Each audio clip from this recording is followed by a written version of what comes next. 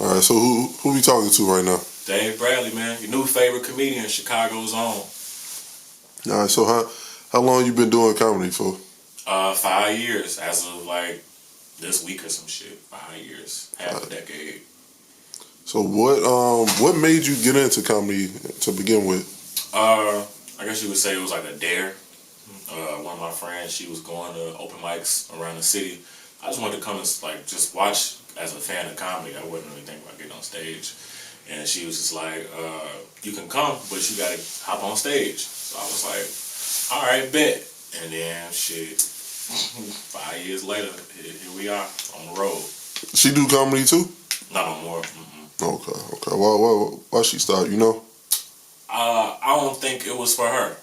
Okay. I'm not saying I think she was bad at it, because she funny, but I feel like she was supposed to introduce me to it. You know, she's like a writer and things like that. Like she wrote novels and books and things. You know, performing is a different thing. So she was more of a creator. Yeah.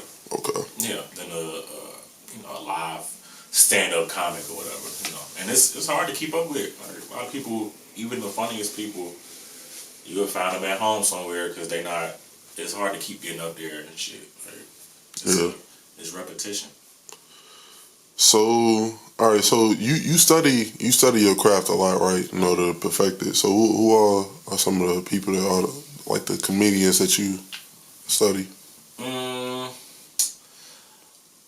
don't want to say I study them, because people who I feel like my style is like similar to theirs, I don't like to watch them a lot.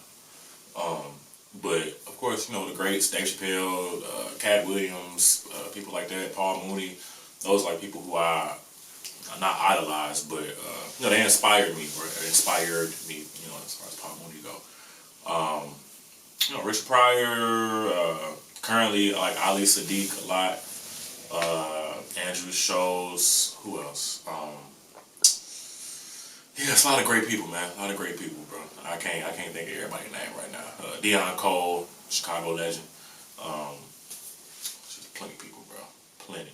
I'm just a fan of the art form, All right. So I know you said you don't like to watch people that are too close as far as like your format and stuff like that. So you feel like if you watch them too much, you might end up like unintentionally mimicking them to a certain point. Yeah, I've seen it happen before. Like other people and myself included. Like, damn, I ain't even mean to say that, but subconsciously I'm like, damn, that was from something else. I ain't even mean to say that. It's just in a moment, just from watching stuff so much. Like if I see something I like and I think it's funny, I just watch it over and over and over again. And then just in regular conversation, you can like feel it. You're like, hold on, I can't say that. That ain't my shit. So there's something just to be cautious of and aware of. Like if you consume too much of somebody's shit, you might not intentionally, but just subconsciously say it as your own. It's like you might not even be doing it on purpose. It just subconscious fucking habits. I'm like, I watch my shit. I got people like the names I mentioned that I watch their stuff if they drop something. But people who I feel like our styles are real similar, I won't watch it. Well, I won't watch it like heavy. So who all would you say like similar styles to you? I'd rather not say. I'd rather not say. Because I don't want to ruffle cause a stir or nothing like that. But it's a handful of people out there that and they're successful. Like I said, I'm a fan of theirs. We just have similar styles, so I just rather not watch the material super heavy. I support it, but I won't study it per se. Right. Versus somebody who like a Chris Rock, completely different comedians, but I'm like I admire his style, like the high energy shit. I admire that because I don't have it. Like I'm not a high energy person. So comedians who like run around on stage and shit, I'm like, oh, that's dope. Right. I cannot do that. It just ain't me. I feel that. So who all is in your personal Mount Rushmore as far as comedy? Dave Chappelle, Cat Williams, Paul Mooney, Richard Pryor. That's four. Mount Rushmore, yeah. Dave and Kat, they like neck and neck always, because they really was like my introduction to comedy, sketch, and stand up. So like they'll always be number one and 1B. Do you like which one do you prefer though? As far as like sketch and stand up, or even like the skits that you see. Stand up. Oh, stand up. Stand up. Right. Yeah. It's not even close. it's not even close. I admire certain sketches and things like that. Yeah. Skits sometimes the shit on the internet be funny or whatever, but like just getting up there and just talking, that's gonna always be just like, yeah, that's like the real art form. Like you really connecting with people.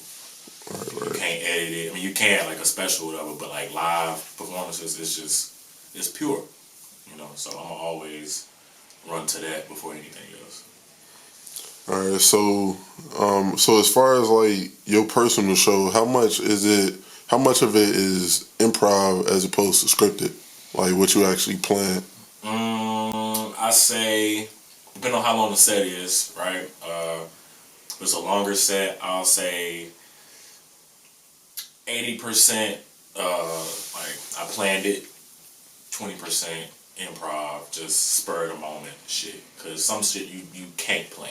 Right. Like certain shit, like show you came to when the lady came on stage, like you can't write that into a show. Like unless you can, if you care that much to make a skit, but that's just a real life situation that you got to be ready for. Like people been running up on stage on me all year. I'm just like, I don't know what's going on. I'm tired, like, but you got to be ready for it, But so I have a list of things I want to talk about, and then I'll, leave space for new stuff to pop up in my mind or just messing with the crowd.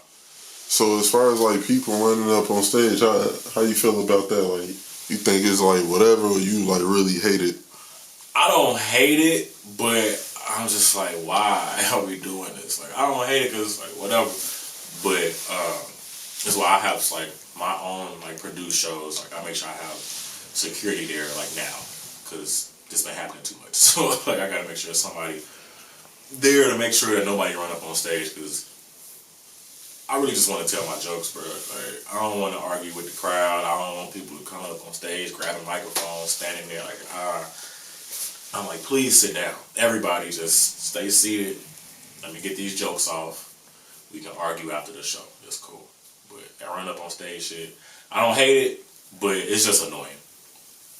So how do you deal with it? Like when people do come up on stage, like what's your solution to get around it and be able to still continue with your show? So for me personally, it's been mostly women. So I won't lead with like aggression or whatever like that. Like if it was a guy, I can just like kick him in the face or some shit, like back the fuck up. But a lady come up on stage, it's like, okay, you gotta play it a little more cleverly or whatever. So it's like, I'm gonna make you a part of the show. I'm not a mean person, so I'm not gonna be mean, like, oh, bitch, you need to sit. Like, I'm not gonna do all that. I'm still gonna try to have fun with you if you ran up on stage.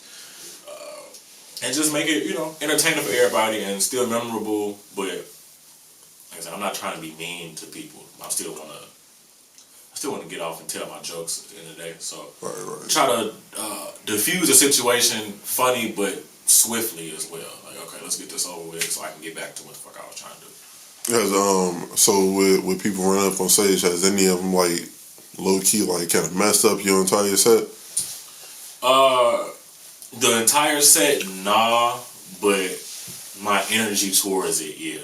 Like, the job still get done or whatever, and like people still like, oh man, you had a great set. I'm just like, bro, fuck this shit, man. Like I didn't feel like doing this at all, like So it's just some shit come with the job, Some shit just come with it. People gonna run up on stage. People gonna talk from the back of the room. People gonna talk to each other at their table. You got waitresses taking orders. People knocking drinks over. Like it's like an ice machine going off in certain places. Like shit just be happening. You kind of gotta just stay. Tunnel vision on it, so you're not getting too distracted, from whatever it is, because shit gonna distract you. It's just you up there, no music, it's just you talking, so any little small sound could distract you or distract people in the audience, so when shit pop up, you just gotta be ready for it, but that come with doing it. So with that in mind, like when you first started, did you run into a lot of distractions and like did it like kind of throw you off in the beginning? Or was it you like naturally really good with it? Yeah, it wasn't really a lot of distractions in the beginning. I was probably too in my head anyway to even notice the distractions. But just the more and more that I've done it, and like the more that like over the last few years, I feel like the audience might not understand the concept of a stand-up comedy show because you see online like the crowd work stuff, so like the comedian talking to the crowd. So people come to the shows thinking that that's the show. So just more over the last couple of years, there's been a more of an influx of people talking during the show. Just more distractions happening. But I feel like I'm good with like conflict resolution and finding comedic relief in silly shit too. So it's a good it's like a skill set. You know, some people they'll just ignore the person or whatever. I'll say what I need to say, and then once I feel like it's getting too stupid, it's like all right, we can go ahead and watch this. I'm gonna get back to these last few jokes I wanted to.